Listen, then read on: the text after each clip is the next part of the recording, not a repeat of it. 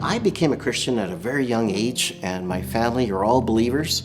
I don't have any exciting testimony of, well, there's that before and after, but it's just always kind of been a part of my life, being a believer of Christ. So I was a pilot years ago, and through that, all of a sudden, I find myself flying all over North America. Best hotels, best food, everything was just amazing. But I knew there's something more to life that I wanted to do. A few years later, I end up in Angola, Southern Africa. And when they first told me, I'm from Saskatchewan, and they said, do you realize you're going to a war zone? And I'm like, oh yeah, no problem. Well, I had no idea what I was getting into and just all those implications of being there. While I was there was one time I flew to Kinshasa in Zaire, and being the captain of the aircraft, everything is always, you have to be on top of things. And I found myself, when we were to leave the capital city, Kinshasa, there was an immigration problem.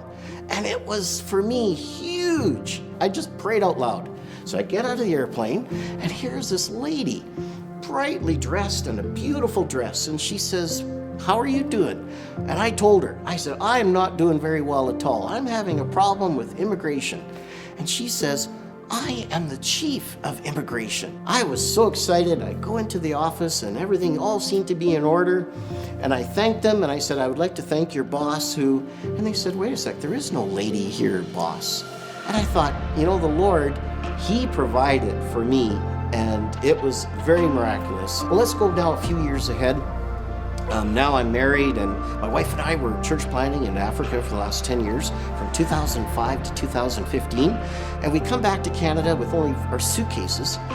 We decided on Penticton. It was so cool. God, even though I didn't ask for this, He knows the desires of our heart. And there's this thing called the food pantry that Bethel is doing.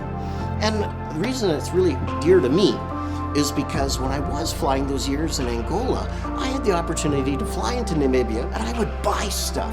I would fly it back weekly to places that they don't have grocery stores, they don't have anything hardly, and I was able to give out what they needed. So looking back, it sounds like maybe everything was just going so smoothly. But there was often times where I just really had no idea, why am I going through this? What is happening? I don't understand. But God had a plan, and He just weaves it through in His timing, and just knowing that He has always been there in the past, He will be there in the future, and He's with me right now. And just to continue walking with Him through those steps.